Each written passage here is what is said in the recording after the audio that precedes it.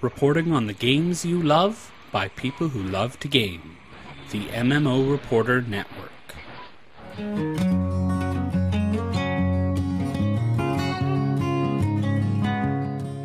You, my friend, are listening to The Happy Hearthstone. This show is brought to you by Doghouse Systems, who make some of the best gaming PCs on the planet. If you want all the benefits of building your own computer but have no clue where to start, go ahead and let our friends take care of you. Check them out at doghousesystems.com and use the code MMOReporter for a free 128GB solid-state drive upgrade. And by Audible, the best audiobook program in existence. If you have any kind of commute or just wish you read more, I promise you this, Audible is the solution. Go to audibletrial.com/MMOReporter to download a free audiobook today.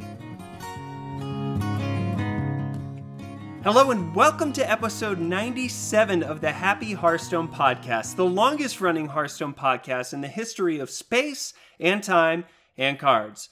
I'm your host, Andrew Brown, and this week, man, I got a special guest for you guys. I am joined by Dwayne, aka Mageadeath. You might know him from his Twitch stream and from around in the Hearthstone community, but man, I'm so excited to have you on the show today. It is great to be here. Thank you for having me. I expect this is going to be a great show. You know that when you get two brilliant minds in Hearthstone, well, I don't know that we're brilliant, but we know how to have a good time at least, right? I mean, that's really. I was going to say, is there some other people showing up, or I don't want to speak for you, but you know. No, I'm totally with you, man. We're going to have a great time. So, for our listeners who may not be as familiar with you, could you just give us a brief history, who you are, how you got into Hearthstone, streaming, all that jazz? Sure. So. Long-time gamer, long-time geek, even before it was cool to be a geek, I'm sure, like many of us. You're a hipster geek, huh? I wouldn't go that far. I'm with you, man. But, you know, got into Blizzard games with World of Warcraft. Some buddies were like, hey, come play World of Warcraft. And started playing and got hooked on it like a lot of us did, and played for a very long time. But it was only last March 2016, right before Whispers of the Old Gods came out, that I actually tried Hearthstone for the first time. Okay. Never played a card game before. I tried Magic a little bit. Some friends of mine are big Magic players, but it always seemed really complicated to me. Okay. And didn't seem very intuitive and all that, but Hearthstone definitely felt a lot easier to get into. Sure. I've been trying to get better ever since. And you know, last year at BlizzCon, we went. My wife and I went for our third year to BlizzCon. Oh, wow! Such Very a great cool experience. If you don't get it, if you ever get a chance to go to BlizzCon, it is absolutely fabulous experience. Not just the convention, but getting to see and meet so many wonderful people. It is just great. But yeah. I was talking with people I know that play Warcraft or maybe just dabble with Hearthstone, and they're like, I like Hearthstone, but I don't really get how to play it, and I want to get better, but I don't really know how to get better.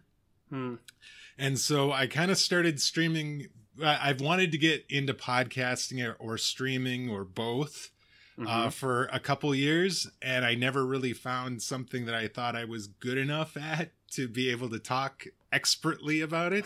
Sure. I still don't know if I actually am when it comes to Hearthstone, but I'm doing it at least.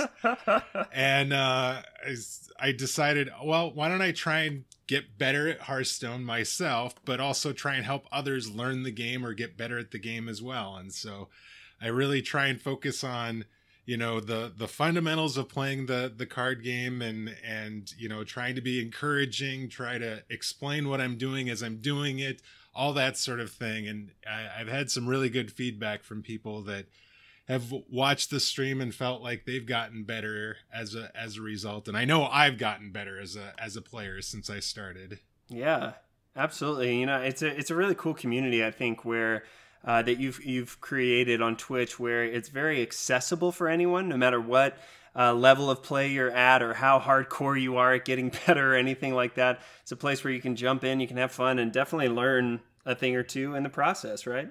Yeah, well, yeah, definitely. It is It's just great. And I would also tell you that the Hearthstone community as a whole is such a great community as well. And sure, there's, I got to meet a lot of different people. This BlizzCon, I feel like I'm going to be even more kind of a part of the Hearthstone community. And so I'm really excited to meet even more people this year at BlizzCon. And gosh, I mean, the 1600 Dust guys, you guys, the Dad Legend people. There's just so many wonderful people in this community that want to have everyone succeed and meet their goals. And so it's just been fantastic. Absolutely. That's really cool. So going back a little, what kind of got you over the edge as far as like starting with a card game? I know you said you dabbled with Magic a little bit, but was it really that Hearthstone was kind of the Blizzard, game that you hadn't tried yet? Or what was it that really got you in? I distinctly remember they were doing a promotion for Heroes of the Storm, I think it was. Okay. I was big into Heroes of the Storm, and I wanted to get something for Heroes, but I had to play Hearthstone. I know there was the card pack, the card back mount. I know that's like if you win 100 games. Yeah. Mm-hmm. But there was something else I think that was going on there about that time, and I don't remember what it was, but that's why I went and actually installed the game and started playing it. So it was because of Heroes original. It was actually, I was playing Heroes. I wanted something in Heroes. They do the cross promotion. Right. And, it was one of those things where I tried that. Plus they were doing a promotion, I think, to get some additional card packs just for trying out Hearthstone as well, kind of at the same time. And, I just got hooked. It just, unlike Magic, it didn't seem as intimidating, and there wasn't as many rules necessarily, or there wasn't as much going on, it felt like. Right. Or maybe I was in a better position to, I guess, understand it. I don't know, but it seemed more intuitive than Magic did. And so I just started playing and then got really hooked and have invested a fair amount of money and an even more amount of time ever since. Well, because your stream is it exclusively Hearthstone? I haven't seen you on there playing any other games. Yes, So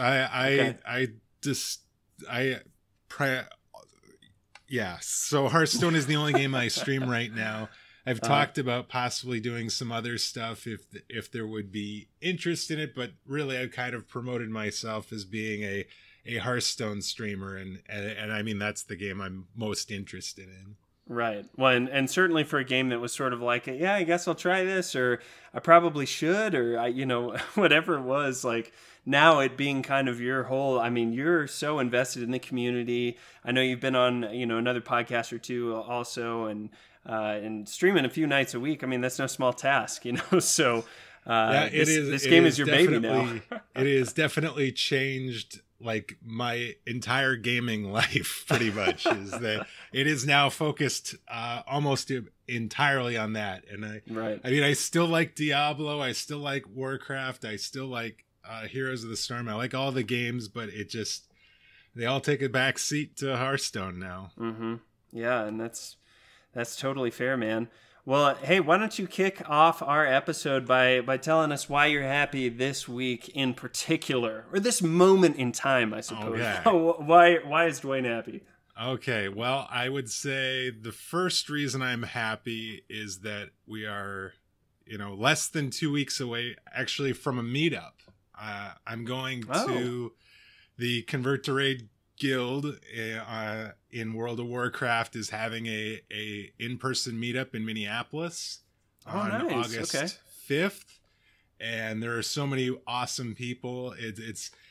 I don't get to see, we get to game with people a lot, online, and get to chat with them potentially online in Discord or whatnot, but it is an entirely different experience getting to be in person doing stuff with other people, and sure, so I'm really looking forward to that. It's been kind of a few months since I've seen a lot of people that normally are that we see at these events. And yeah, it's a really good time, and it's the only thing between now and BlizzCon where I'm gonna get to probably do any kind of meet or gathering with regards to gaming. So oh, nice. Okay, I'm really looking forward to that. And the other thing is, you know, we're now in the week of we're finally in the week of the reveals of the Knights of the Frozen Throne cards. I mean,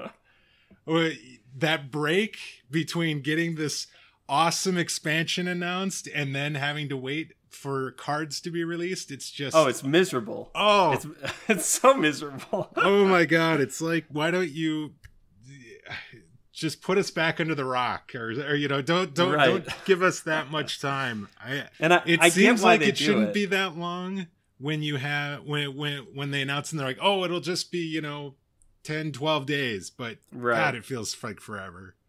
Yeah, it's you know, at first it seems like it's, you know, okay, well, that's doable. I can make it there. But man, I remember what it was like to have a daily, daily we would see, I don't know how many, like 3 to 5 cards or something like that on a good day. I mean, so I'm definitely right there with you, man. And the unfortunate thing is you're listening to this. We actually recorded this right before they started revealing these. So they're out there, and you can go to hearthstone.com, Hearthhead, whatever your weapon of choice is, and you can see them. And I'm sure that Dwayne and I are talking offline about how cool these cards are. Yes. But unfortunately, we can't talk about them here. Wicked Good and I will be back doing our full review episode here soon. So the time is coming. Hang tight. We'll be talking about it all on the podcast when all of them are revealed. So it's good stuff. Well, cool, man. Are you from the Minneapolis area? Can I ask that real quick? I'm actually in North Dakota. North Dakota. Okay, so a little ways, about 3.5 hour drive from Minneapolis. Sure. It's not bad for a big meetup like that, though. No, it is. It really is kind of the closest place there ever ends up being a meetup. We don't. If we've got a lot of Blizzard gamers in the Fargo or North Dakota area, they are closeted or something, and you don't know about them necessarily. So gotcha. Okay. We don't have our own meetups. We go to Minneapolis for those meetups, and. Yeah. But it's a lot of fun, and it's definitely worth the car ride. Well, nice, man. I like it. And I would tell you the last thing I'm really excited about. Sure, yeah. That I'm happy about is my lovely wife, Eve. She goes by Eve. Everybody online knows her as Eve. Bought me one of those really awesome Ice Cream Citadel t-shirts. Oh, no way. San Diego Comic-Con. And so hopefully in the next week or so it'll be here, and I get to sport that thing. And I know we're going to talk about the Ice Cream Citadel during the news portion, but we have to. I was like, as soon as they showed the shirt, Ben Brode was like, here, if you go to San Diego Comic-Con, you can get this shirt. And it's like, oh man, I'm not going to go to San Diego to Comic-Con just to try and get a shirt. Right. But I really want that shirt. So then he's like, oh, well, but you can order it online. Done. Nice. Done. I can do that. Yes. So what makes you happy this week, Andrew? That's awesome. Yeah, for me, I have had a lot of good family time. My wife is actually a school counselor, so she's getting ready to go back to school this week. And so we've been really trying to just leverage the weekends and the weeks that we have to hang out together, be with our baby girl. She's just over a year now, so crazy how time flies. But we've really been, we've been having a blast, just really enjoying time together and remembering all the great things that there are here in Colorado to do. I mean, this kind of a cool part of the country and the world, you know. So I definitely want to visit there and get to do some things, because it does seem like a great part of the country to live and have just lots of things to do. Yeah, it really is, man. I mean, I grew up in Texas, and I came out here for summer camp once a year. But other than that, I didn't really have any experience. And now I'm like, I wasted all this time in other parts of the country, but that's okay.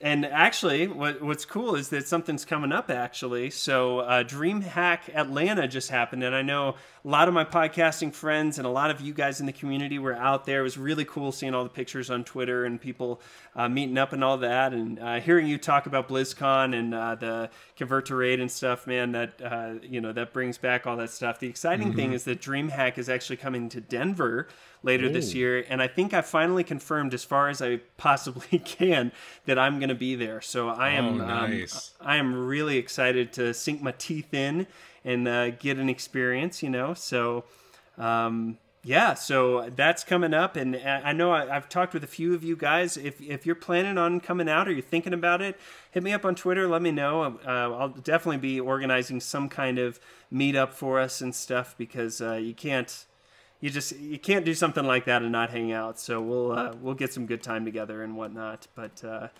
I'm excited, because that is really not too far away, even at this point now. I think it's October that it's coming up. So that is you can find all the details on their website and stuff. But that'll be my first gaming event really to be at, other than the Pokemon card tournaments I went to as a junior higher or something, at my local comic shop. Are you thinking about, are you going to compete in the event, or are you just... I am sort of on the line. I'm leaning towards not, mostly because I really just want to be present. Right. I think it would be fun. It would be extremely nerve-wracking. Oh my God, yeah. I would go in with not so much as a hope of really getting far at all.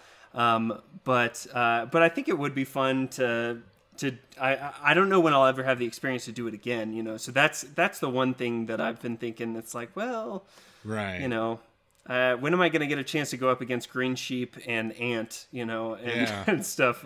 So some of those pictures of some of the people that we talk to a lot on Twitter and Discord, and seeing them, talking about going up against professional players and stuff, that does seem very intimidating. But at the same time, it's like, oh my God, that is so cool. It's pretty cool. I mean, even if you don't have a chance, just being able to play against them. We've talked about it on the show before. You get better by playing against people who are better than you, So, So definitely leaning towards no, but I don't know. Maybe I'll go crazy and we'll see what happens, I don't think it's a bad idea to have your first experience just be kind of a, I get to soak it in sort of thing, and don't have necessarily the obligations of needing to be, playing games or having that extra stress level on it. Because there's just a lot of times with these kind of events, there's just so much going on there. It's just kind of like sensory overload.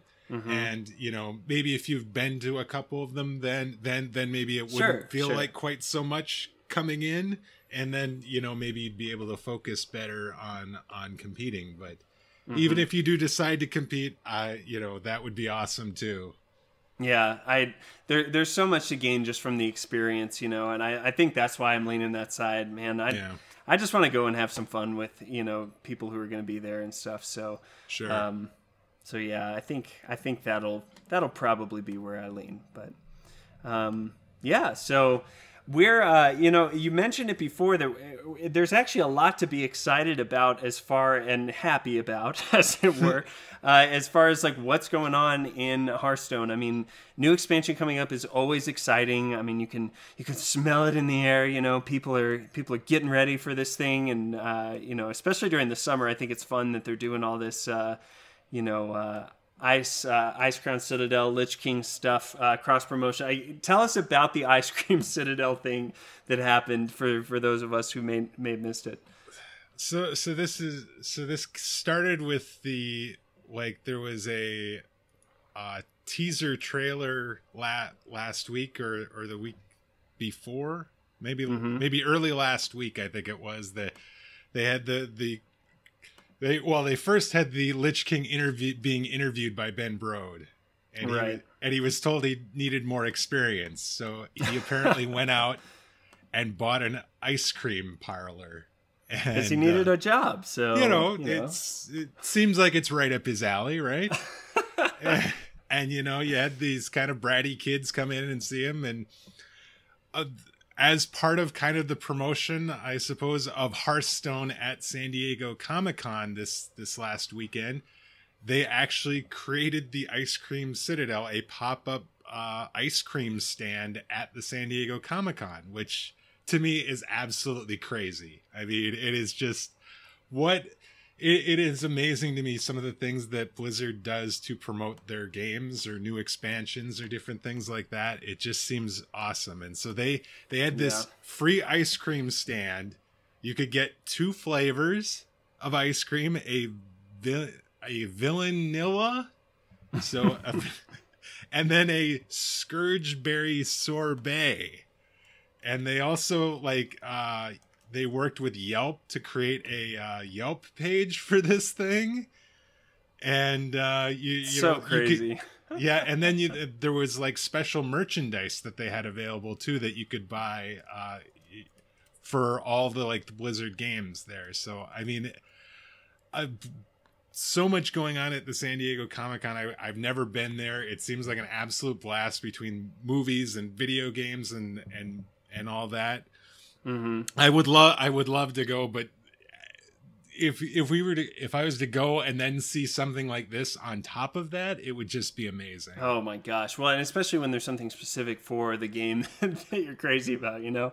Right. I think any of us, you know, we've seen things that, you know, TV shows or movies will do to promote their stuff. It's just really cool to see Blizzard going above and beyond, and they've done this before, you know. I don't know that they've done it to this degree with Hearthstone necessarily. They had a cool disco show when they announced Karazhan at a Chinese tournament or something. Right. But I don't know that they've done something like this that was available for everyone that was there kind of. So really cool that they did that. Obviously the Frost Festival is the big thing. So last time we were talking about the Fire Festival, Ragnaros was taken over. Now I think if I'm pronouncing this right, Ahun? Yeah, I think that's right. The Frost God, the god of winter. Frost. I'm butchering this. I need somebody with some lore experience on here. But he's taken over now, and now it's the Frost Festival. So gone, unfortunately, are our double gold days. Wah wah. We all love that. Thank you so much for that. But now the Frost Festival is going to bring a free arena run for you every week. So if you've logged in already this past week, you've probably gotten it. And the cool thing is you're actually already going to start out with 1 win in your bucket. So the worst you can do is 1 in 3. Which I guess that's a little bit better rewards-wise. I don't know that it really matters, but and I mean it's all free rewards basically because you didn't pay to the 150 gold normal entry fees. So right, it's all gravy. Yeah, it really is, and they're giving that reward for playing 3 games. You'll get a Frozen Knights of the Frozen Throne pack.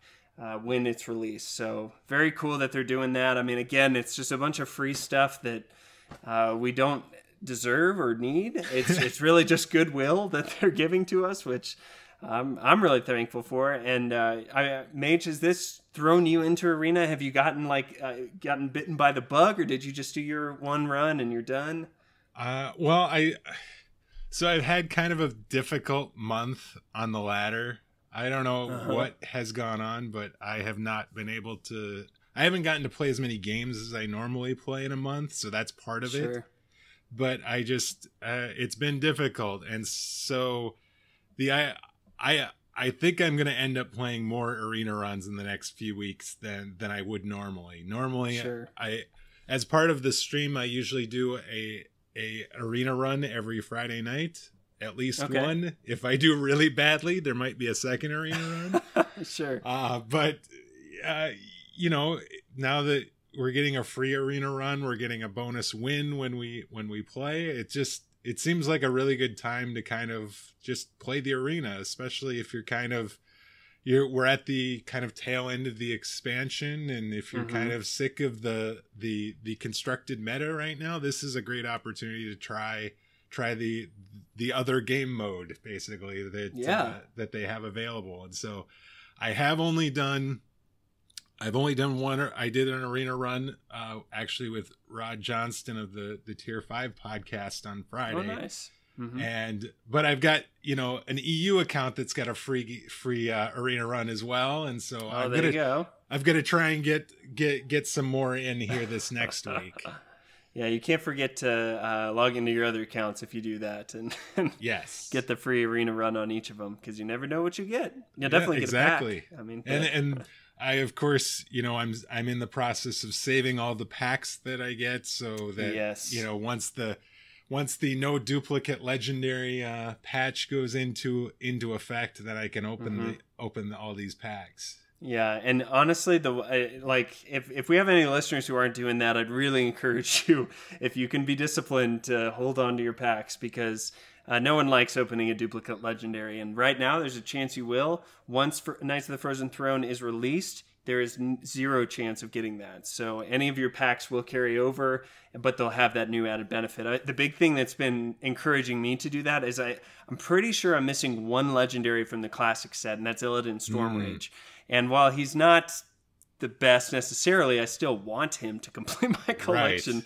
And so if I hold on to these classic packs, once Frozen Throne is out, then whenever I get a legendary next, it has to be Illidan, which I'm okay with that. And I'm pretty sure there's some hidden quest that you get like 1,000 gold or maybe it's 100 gold or something for a complete if you get every classic card, I think you get something. So it's like, come on, then I get a bonus pack. I got to do that. It really is, that patch is such a great benefit for no matter what kind of player you are. If you're a free to play player, you don't necessarily have a lot of gold to invest in the game, so you're opening a small number of packs. You don't want a duplicate legendary. It's such a you want to get those. And then if you've unfortunately done like I've done and spent a lot of money on it, you've got very few left that you don't have, and you sure.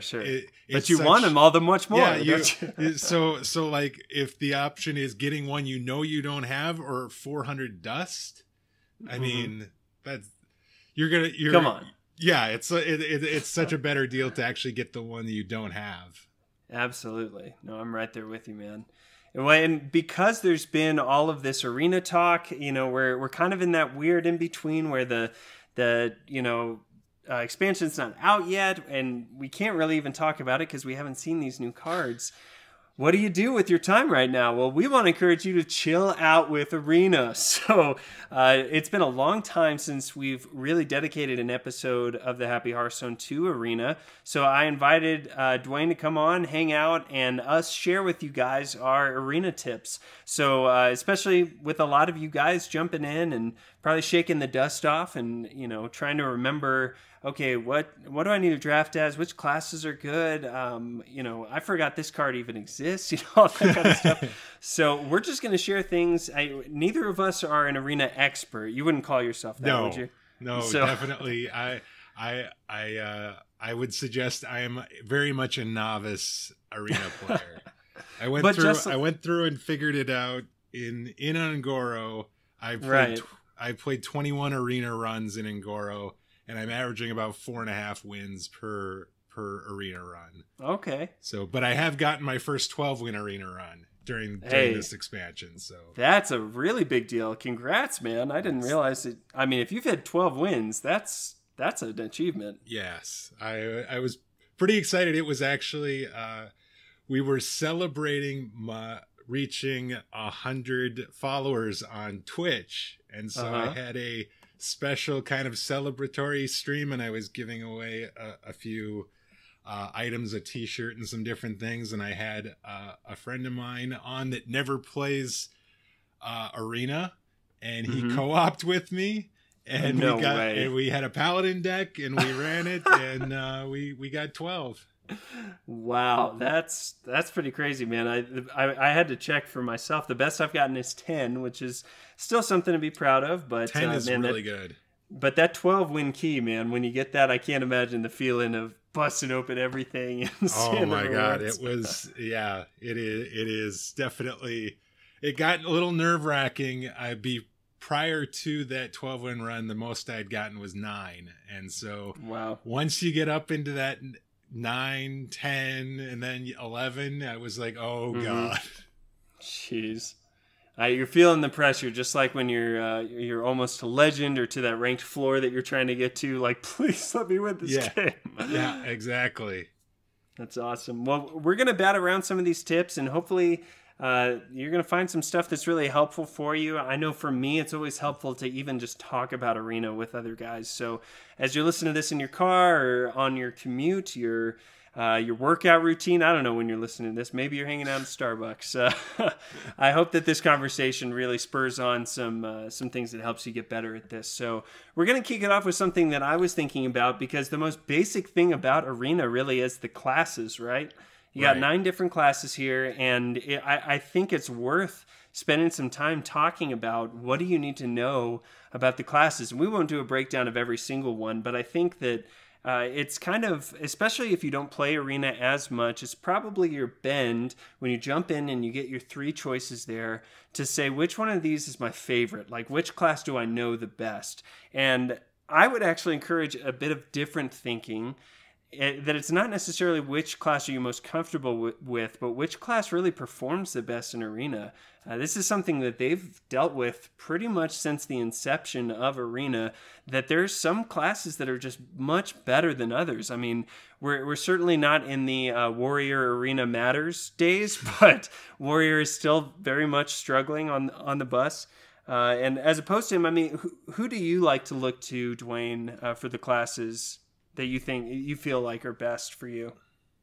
Well, there's a lot of really great resources out there that are collecting data on the Arena classes. You've got Hearth Arena and you've got the Lightforge guys, and the consensus basically is that Paladin, Mage, and Rogue are the 3 classes right now. Those are the most powerful. They've got the best cards are going to be offered when you have those classes. They have like the combination of removal plus minions plus AoE versus single target. They've just got really all the sort of things you need. And I think Mage and Paladin are a little bit easier to get into than Rogue. I agree. Yeah, Rogue is a little bit tougher. You've got Rogue has the extra combo feature that, while it's, we're not talking about Miracle Rogue here in Constructed, but we are talking about cards that do kind of have to play off one another. And so things like the Vile Spine Slayer that you do need to combo in order to get the removal effect are a little bit more difficult to deal with. Whereas, you've got Mage that has the hero power that really helps you control the board with that Fire Blast, the 1 damage ping, and you can use it on a minion or you can use it on the opponent's face. And then Paladin has no matter what, you can add a 1/1 minion to the board. And then from there, they've got all those buff cards that you can mess around with and really create a nightmare scenario. Absolutely. I think it's really important, like something I was thinking about for Paladin, like if you're ever playing against a Paladin in Arena specifically, you cannot let them have that 1/1 on the board if you can handle it, because there's so many buff things like Blessing of Kings or the Spike Ridge Steed now. I mean, there's some devastating things that can happen just from them having a little dinky 1/1 guy out there. Dino size even. Oh my gosh! If you can't clear a 1/1, be ready for that to be dino sized on turn. The 10/10. Oh my gosh! Yeah, that suddenly that Silver Hand recruit suddenly looks a lot tougher at that point. Yeah, it's pretty disgusting. And Mage, like you said, has all the burn spells: Fireball, Firelands Portal. Even though that got cut down a little bit.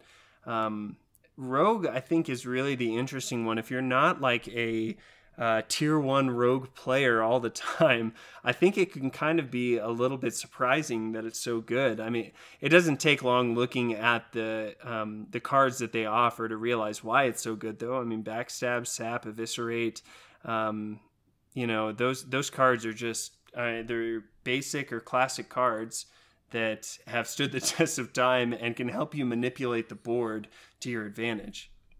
Yeah, Perdition's Blade's another one that, as far as weapons go, they're a weapon class. Weapons just on their own, you think about how good they are in Constructed play, but in Arena, they really are just amazing as far as the amount of value you can get off of a weapon card. Yeah, no, for sure. It's the one thing I think that's kept Warrior in the game, the fact that they have Fiery War Axe, you know.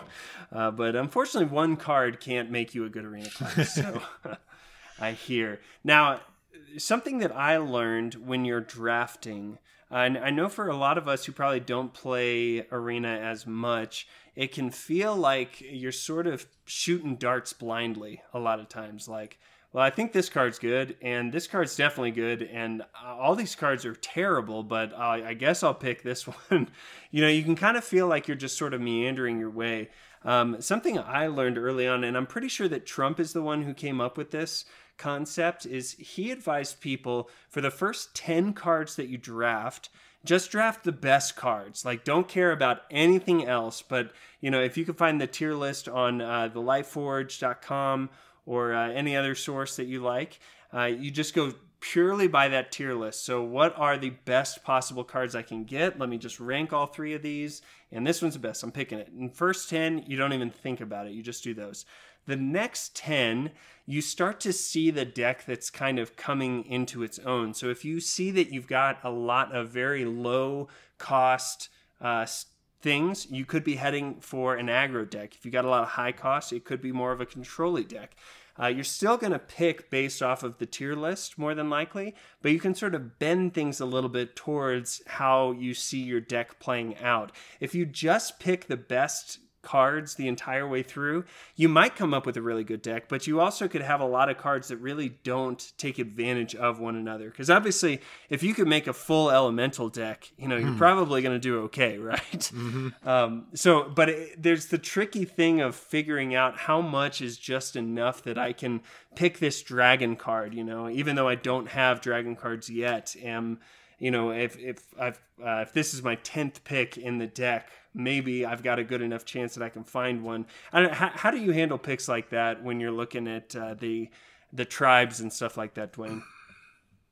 I think that I mean, a lot of the cards that have the synergies and stuff, I think you hopefully are going to get offered enough early that you can make a determination whether or not you actually have a deck that has synergies that you can take advantage of, elementals being a good one. If you're playing, say, a shaman and you're offered a fire elemental and you're offered, you know, a tar creeper and you're offered, you know, 2 or 3 elementals in those first 10 that you're talking about, then you might actually, you know, the Servant of Kalamos and some of those that require the elemental synergy, then start looking a lot more appealing. Yeah, but if you're 10 cards in, you know, 10, 15 cards in, and you get the Servant of Kalamos and you have, you know, 0 or maybe only 1 elemental, you know, you probably need to start looking at what some of the other options are, even if that one is considered the best card on the tier list, because the odds of you getting enough cards to get value out of that battle cry might be a bit difficult. Yeah. Yeah, it's definitely a tricky tightrope to walk, sort of, and I think you learn best by doing. You know, yes, it's kind of one of those things where we can talk theory and stuff, but there's always going to be a situation that trumps the theory. You know, there's always rules were made so that we can break them, right? Especially when you're talking about how to do something like this that is very nuanced, and there's not necessarily an absolute correct answer. Sometimes you just got to go with your gut and say, you know what? I see the value that another Spite Historian would bring. I'm just going to lean heavily on it, and worst thing I've got is a 2-mana 1/3, which could be a lot worse than that, right? Right. Well, I mean, there are some basic things that we know about the offering rates in the arena. We know that that class cards are going to be offered more often than neutral cards. So if you're trying to decide between a neutral card and a class card, the odds that you're going to get the class card again are better than the neutral card. Right. And so sometimes I will actually use that potentially if it's close and I'm trying to figure out, you know, whether or not I should take the card. The other thing is, you know, spells have a little bit better offering rate than I think, you know, I think class spells are actually have the highest offering rate of anything. in a draft. Yeah. So and they made that change recently. Hence why Mage is so good, right? They've got so many really yeah. great Mage-specific spells. And so, again, you kind of use that to kind of help determine what it is you want to go with. Yeah, absolutely. Well, you've got some other great tips here, Dwayne. Why don't you share one of them with us here? So, I mean, I think the first thing that you need to kind of remember is that since the switch from wild arena to a standard arena, and because of the increased rate in spells being offered, your opponent's going to have AoEs, and depending on the matchup, you're going to want to play out your hand differently.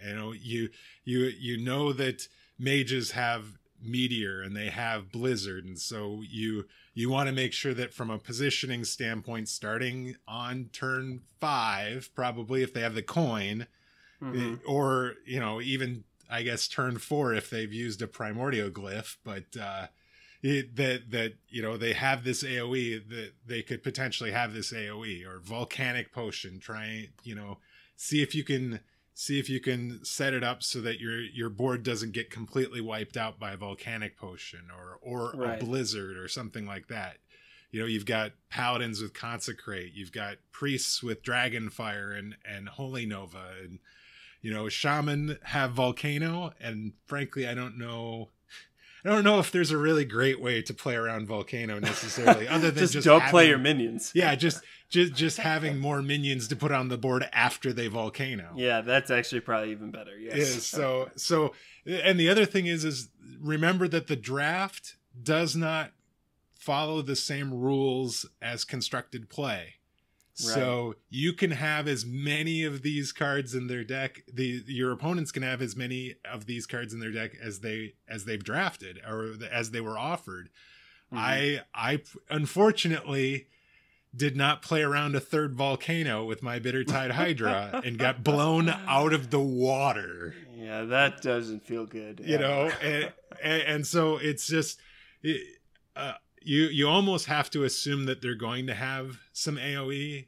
Think about what options they might have available because of their class, and then even if they've already just used one, still think about what that would do to your board if they used another one. Yeah, you have to be thinking ahead. And the nice thing is that if you plan for it and they don't have it, then you're in a great spot.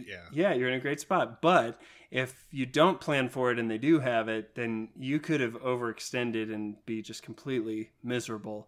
And I think that's a really good thing to hit on. I don't know if you guys have heard this term overextension, but it's used in Hearthstone, it's used in Heroes of the Storm, it's used in a bunch of competitive games. What it means is using more resources than you have to and getting severely punished for it, essentially.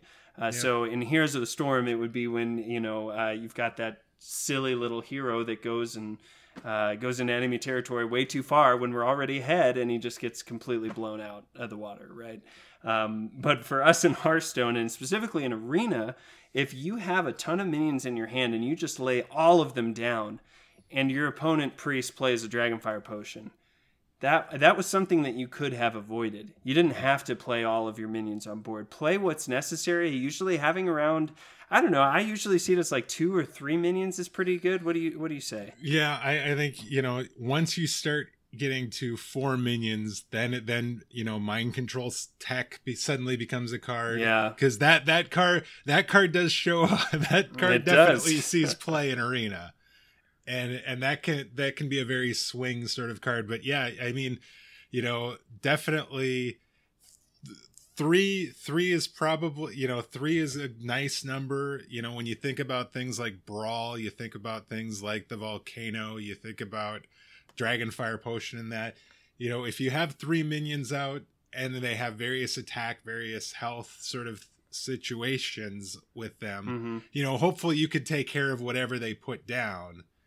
But there are certain points where if you're about to die and you're doing this to try and put yourself in the position to either, win the game if he doesn't have it, or you're going to lose otherwise, then obviously you go for it. But yeah, if you have the way of, putting lethal damage on the board and still holding stuff back so that if they did have the big AoE, then you can refill the board the next turn and not hopefully lose too much from that AoE. Yeah, that's a good thing. I think you just always have to anticipate, and you have to be okay when you call it wrong also. It always feels bad when you think they may have had AoE, but you don't play around it, and then they end up having it, and you hit yourself because you say, like, I knew that was there. Why didn't I do what was best? There's always a risk with this game. You have to try and read your opponent.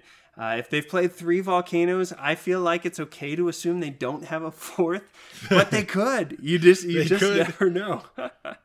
I think it's obviously reasonable to play around 1, and then you start thinking about it when it comes to the 2nd and 3rd, and it's just, they definitely could. And if there's a way that you can play around an AoE, definitely do what you can to do that.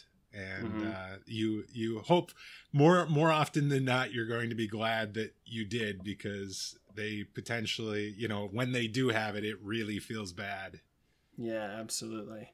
Now, I want to take some time to talk through some of the surprisingly good cards in Arena, because I think one of the biggest crutches that we can have when we're kind of trying it out or jumping back in is that we can assume that whatever's good and constructed is good in Arena. And that's fair and probably accurate to a point. But it's certainly not the complete story. In fact, there are a lot of cards that you would never see in Constructed that are actually incredibly useful in Arena, and maybe some cards that are just okay in Constructed you see every now and then that are just game changers. And I'm looking at the Life Forge's tier list. Dwayne, do you know what the number 1 card, like the best card that you can possibly draft out of the neutral cards is? What? I'll tell you, it's a legendary. Okay. And actually the top 3, actually out of the top 6, 5 of them are legendaries. Really? Okay. Well, so if you hit any of those 5, I would be impressed. To tell, the common thing is they talk about the only way I'm going to lose is to Deathwing. So is it there it is. Yeah, you got it. That's number 1. Oh yeah. My goodness. Yeah, I mean, it's See, a board clear and puts a 12/12 minion on the board. So I suppose I heard that's pretty good. That's what we refer to as a pretty big swing turn right there. Now, can you explain to our listeners why discarding your hand may not be the worst thing in Arena? Well, because on surface level, that looks like a huge downside, and probably why it's not played all the time in Constructed. But why is it not as big of a deal in Arena? Well, first the average deck quality of all the cards in the deck is going to be significantly lower than in Constructed play. Right. So there's probably at 10 mana when you could actually play Deathwing, the cards that you have used up until that point, you've probably used arguably your best cards to that point that you've gotten. And so the cards in your hand, one, you probably don't have too many of them because you've had at least 9 turns before you played Deathwing. And secondly, they weren't necessarily your first choice to play them to this point. So, there could be some situational cards or things like that you have in your hand and that may not be useful in the situation. And so it's like if I lose 3 cards, but I get to put a 12/12 on the board and get to remove every minion on my opponent's side of the board, including especially if they have a ton of stuff. Yeah, that to me the upside of the 12/12 potentially hitting face and winning me the game far outweighs the discarding my hand. Absolutely. No, I'm right there with you, man. And for those of you who are curious, the other legendaries are Yasharaj, Mageadeath the Guardian, Ysera, and Onyxia. I mean, the big thing with all of those cards is that they give you added value, right? Yeah. It's not just a huge minion on board, but they do something additional. Yashiraj is going to pull another minion with him every single turn. Ysera gives you a new card that's really powerful every turn. Nixia fills the board. They're all good. I really dislike Yashiraj in Arena. And the reason I say that is I don't have that card. And so I finally got to draft it in an Arena and got to play it. And when I played it, I went up against 2 priests and a mage, right? Oh no. And it got mind controlled in all 3 of those games. Yes, that's right. I told you that third game was a mage. He got mind control from a Cabal courier. Oh man, dude, that's the definition of feels bad. That is the feelest bad sort of situation one can have when you have this like awesome legendary and you're like hesitant to play it. That like the first time you played against Priest, you're like, oh god, please don't have the mind control. Oh, he's got the mind control. Sure, of course. All right, sure, that happens. Second time, I was a little more gun shy about playing Yashiraj. Finally got in a position where I pretty much had to do it. Mind control off the top. That is, and then the third, you're like, think of anything well, worse. It's a mage. They're not going to have mind control. And they did. Yes. But as far as like non-legendary cards, what are some of the ones maybe even from Ngoro that are listed highly that you wouldn't have necessarily thought of as being that highly rated? It's really interesting because they kind of have them listed by tiers, and this great tier, which are the best cards, it's got those 5 legendaries, and then the other 3 are all Ngoro cards, which you're more likely to get. And one of them, Primordial Drake, makes a lot of sense, right? Yeah. It's a big minion. He's a dragon. AoE. Yeah, you can't go wrong with that.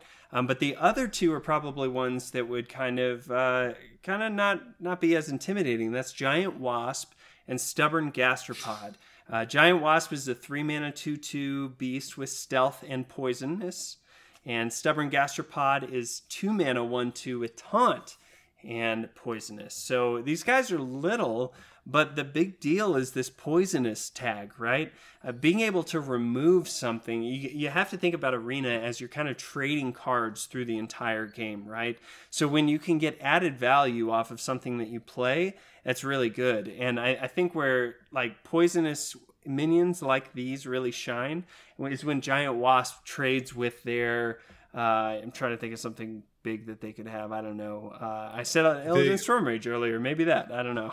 Yeah, taking out like the Frozen Crusher, a 6-mana 8/8. Oh yeah, or like a something like a really good like Boulder Fist Ogre, or something like a big, much bigger 5 or 6 drop that really they've played.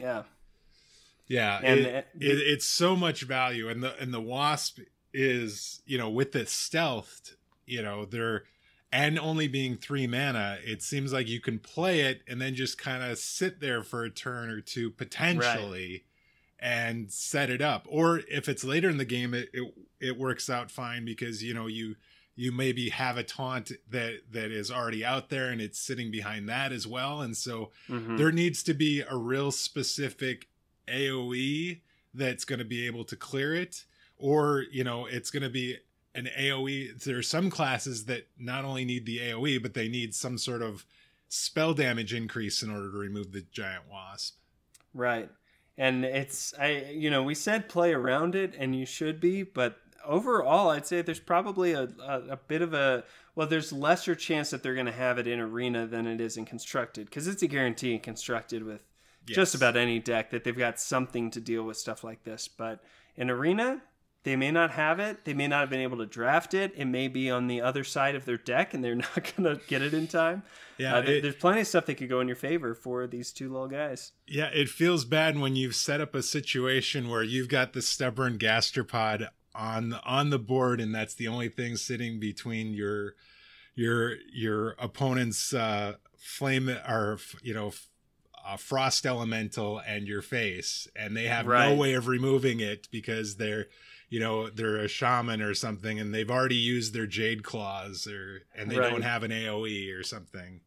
They can't kill their frozen elemental themselves, or their frost elemental themselves, but they can, or frozen crusher. My goodness. Yeah. But they will let you kill it, right? So that's good stuff. You said something on here about curving out and how important that is. Talk to us about what you mean by that and why it's so important in Arena.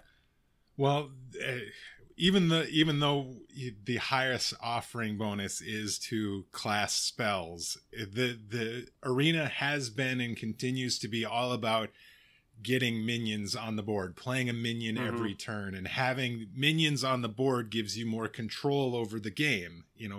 You have more options to do on your turn between, Right. removing your opponent's player cards or going face or whatever. And so making sure that you have minions to play every turn is really important, because you want to, it just presents more options and makes it more difficult for your opponent to maybe do what they want to do. And if it's a situation where they can't play their best card because their best card's going to get traded into or destroyed by one of your minions, that they're less likely to play it or something like that. Sure.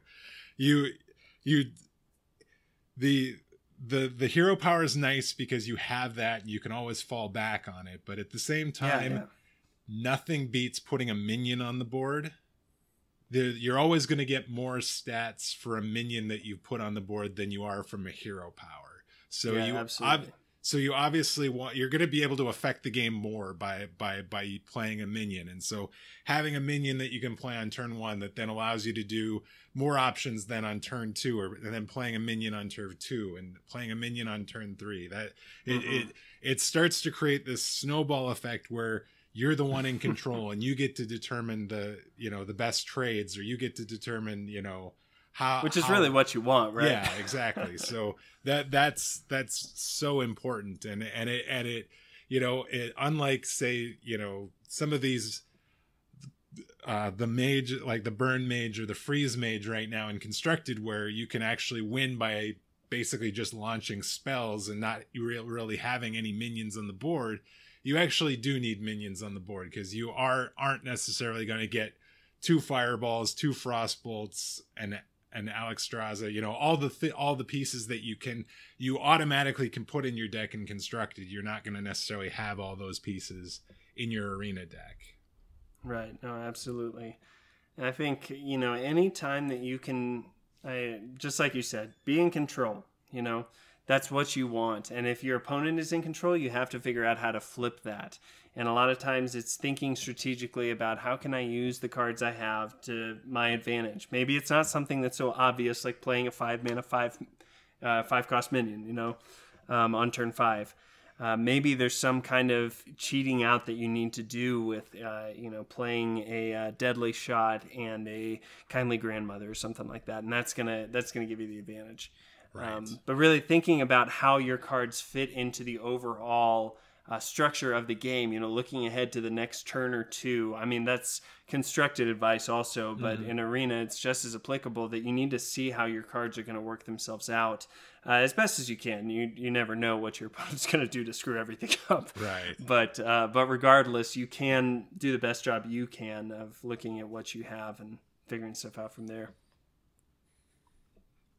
It's good, man. You mentioned something here about Discover cards also. I think that's really worth kind of sending us out with. What do you have to say about that Discover mechanic? So Discover cards, as good as they are in constructed, I think they're even better in Arena. If you end up looking at if you end up looking at like the Lightforge tier list, and that, you'll see that Discover cards are really powerful, and it's because you get to pick which card you get, and you're basically adding a card to your deck during the game, and having that ability to determine, because of the matchup, because of the situation, because of, you know, what the current or a potential future board state might look like, that being able to customize what that card is so powerful. Oh yeah. And yeah. what I think is, if you can, things like the Lotus Agent are really nice. You get a decent bodied minion, 5 attack, 3 health, and you discover a card. Is a really good card. But even things like the Primordial Glyph, I know everyone likes that card just an absolute ton, but using that card, it's a 2-mana card, but using that a little bit later in the game when you have more information about the matchup and what you might need is definitely, I think, in a lot of cases, the better way to use that card. Because the more information you have about this game and what you're going to need to win that game, the better you can make an informed decision when you use that discover mechanic. Absolutely. Now, what do you think about Explore Ungoro's discover mechanic? Because is that a game changer? That is, so I was watching a friend of mine last night, and he was playing Warrior, and he did draft the Explore Ungoro card, but no way. He never played it, and it is one of those things where, because of the cost of the spell, you have to pay for the discover. And then you get the card, and then you have to pay full value for whatever card you discover. It's not a good card in Arena. But if you're just looking to have fun, if you don't really necessarily care about how many wins you get, I think it has the potential of being quite interesting and potentially fun. I think I would rather play some constructed games with it, to be perfectly honest with you. Yeah, that's fair. I mean, basically, if your whole deck was just trash, you got Angry Chickens and Ancient Watchers, then Exploring Guru, maybe you'll get something better. I don't know. You know, that might be the only situation where Exploring Guru might help you in the arena. Yeah, that's really good. Well, man, this has been really good. Lots of material to really let settle in and dictate our future arena runs. If there's one thing that you would leave us with, that you would say, man, go out, my children, and get 12-win arena runs, what would you say?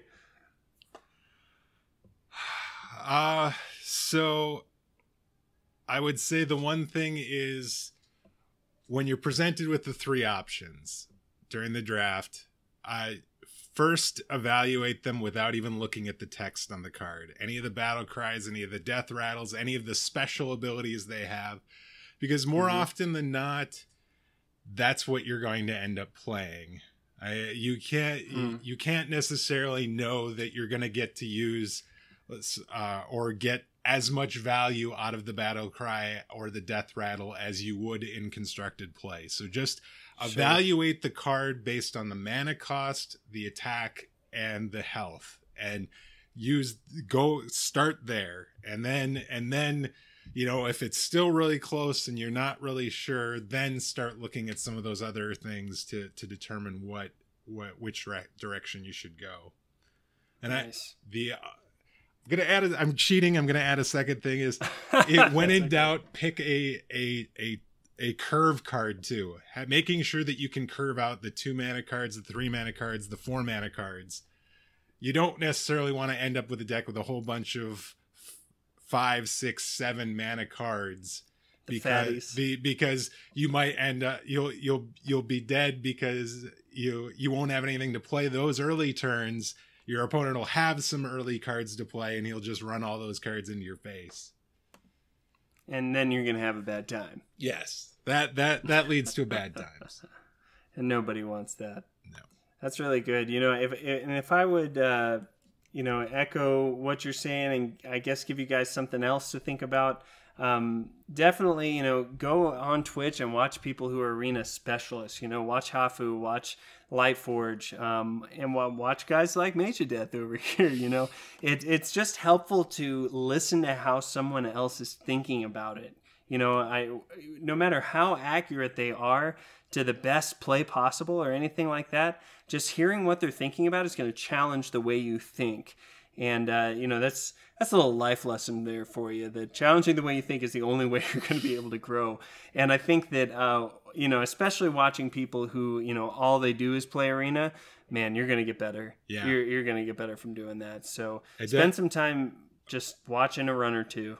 Yeah, I definitely I would agree that watching the Grinning Goat guys, the Lightforge guys, and Shady Bunny is another one. If you're outside the US, he does a really great job of explaining what he's doing as he's doing it. And those guys, when you get an opportunity to watch them and them talk about the Arena Hafu the same way, it really does help you kind of. There is a different mindset, and you have to think about the cards and a little bit differently than you do in Constructed, and they can help you along that way. It's really good. That's good stuff. Well, I hope it's helpful for you guys. Definitely let me know what you thought.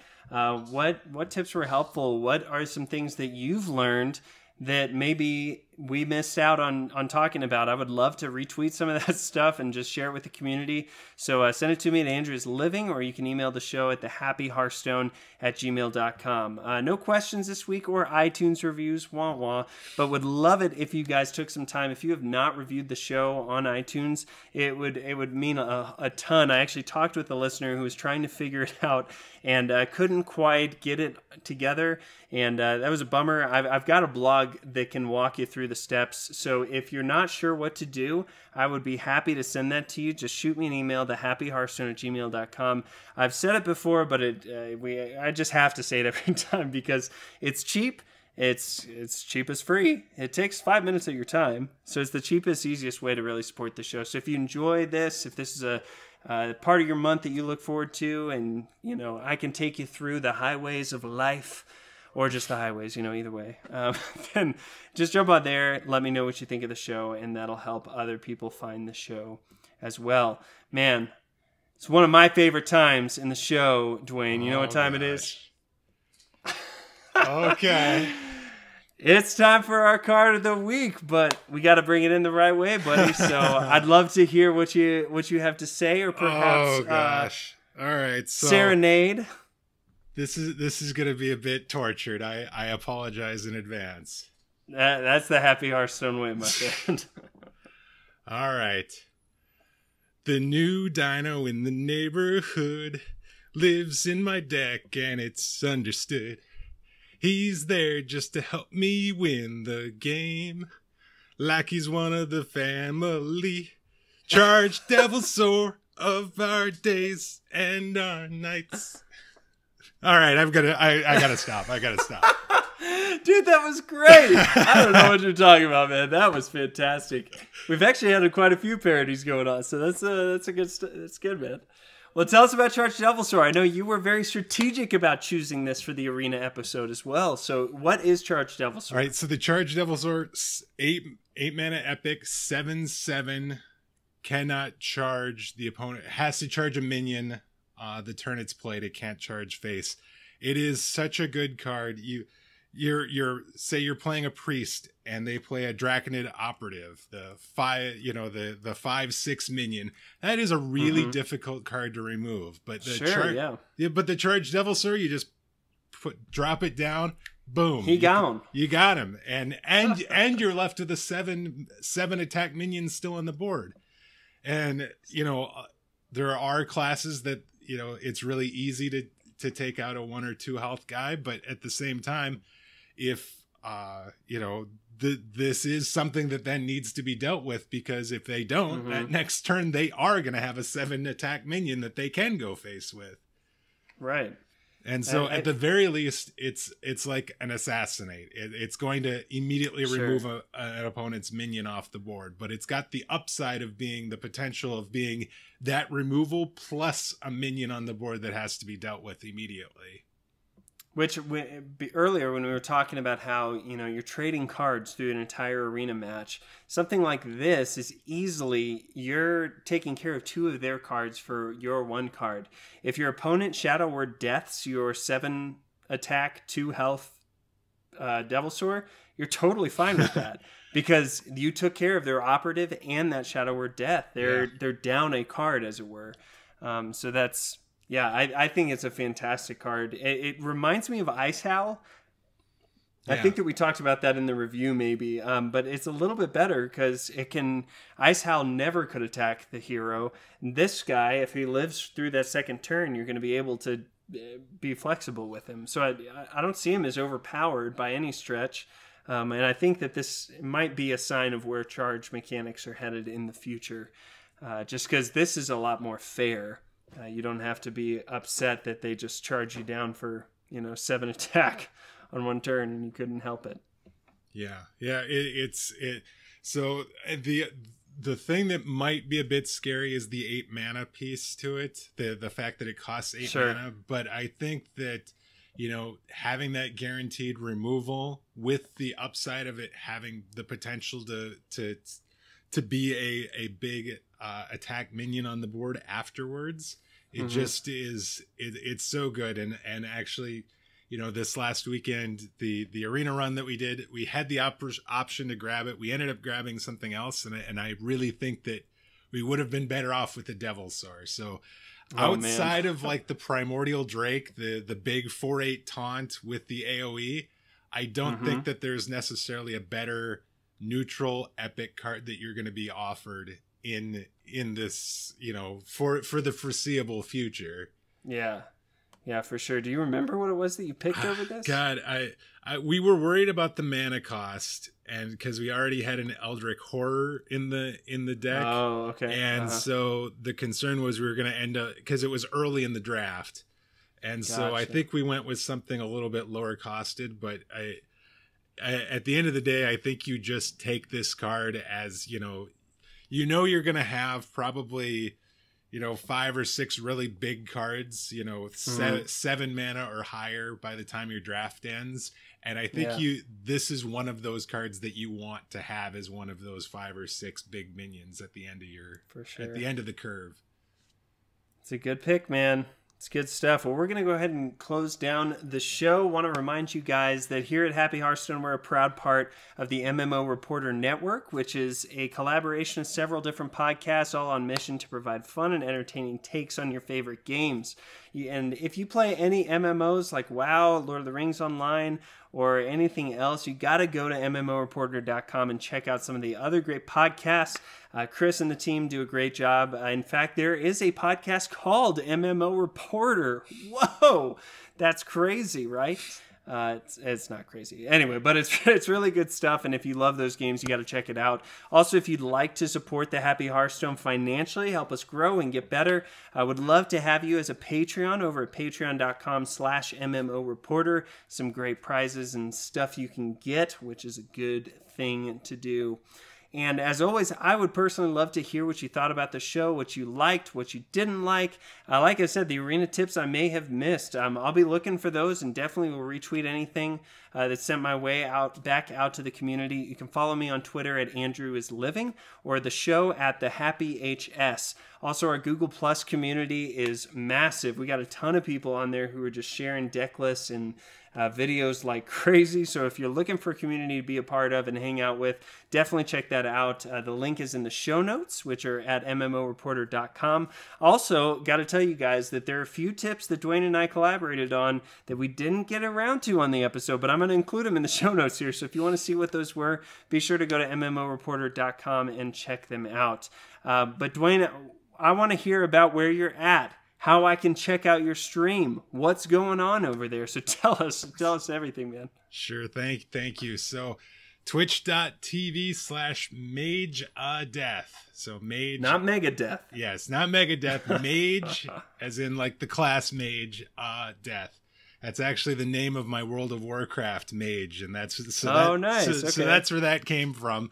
That's how everybody kind of in the community first knew who I was, and so it just felt right to keep that way, even though I'm switching focus from Warcraft to Hearthstone. I stream every Monday, Wednesday, Friday evening at 8 p.m. Central Time. Nice. Friday evenings is usually an arena stream. I love doing co-op arenas. In fact, I think this week Andrew, you're going to be on with me, right? What? Yes. I didn't. Oh no, I did know that. I'm just playing. Yeah, I am going to be hanging out with Dwayne. Really excited. So we'll be able to put all these tips into action and actually see what we can come up with, huh? Yes. So we're otherwise Monday and Wednesday we do some fun things. We do. I think tomorrow I'm actually going to do a challenge a friend. We're going to make wild decks and play against each other. I've got the challenge a friend quest. We're at Wednesday. I'm actually doing a special. You were asking about streaming something other than Hearthstone. I'm actually doing a follower and subscriber game night, and we're playing Drawful or Quiplash. And so, dude, those games are so much fun. I know, right? Those are going to be an absolute blast. But normally Monday and Wednesday, Wednesday we do the Tavern Brawl each week, and now we're going to be talking a little bit about the new cards that are coming out, and it's going to be an absolute blast. But yes, Monday, Wednesday, Friday, twitch.tv/Mageadeath. You can also follow me on Twitter. It's at Mageadeath there as well. I mostly chat with Andrew and everybody else about the Hearthstone and post lots of pictures and that sort of thing. And there's some other stuff there every once in a while too, but it's mainly Hearthstone related. So definitely would love if you guys came and checked out the stream or followed me on Twitter. Absolutely. Go follow him. Go check him out. And definitely come hang out with the two of us on Friday night over at his stream. That'll be a blast, man. I'm really looking forward to it. I'm hoping we can at least get that 7 win. Yes. I like to break even on the arena. So that sounds fantastic. I'd love that. We'll plan on that, man. Well, hey, Dwayne, thank you so much for hanging out with us over here, man. It's been a blast chatting with you, and I feel like I've gotten a little bit better, so I'm kind of ready to get in the ringer there, man, and do some arena. But thanks for talking Hearthstone and hanging out with us here, man. This has been so great. Thank you so much for having me. I've had an absolute blast. Absolutely. It's my pleasure. And hey, if you're listening right now and you'd like to be on the show like Dwayne was, feel free to email me, thehappyhearthstone@gmail.com. Love having our awesome community on this show. It just gets better that way. So email me. I'll give you all the details and we'll have a blast. But thanks again, Dwayne, for being here. And thank you for coming and visiting the Happy Hearthstone and having a little fun with us. We'll see you guys next time. See you guys. Thanks for watching the video, everybody. Don't forget to check out all the other podcasts at MMOreporter.com or by clicking on any of the links here. And please check out our Patreon campaign at patreon.com/MMOreporter. Thanks, everyone, and see you in game.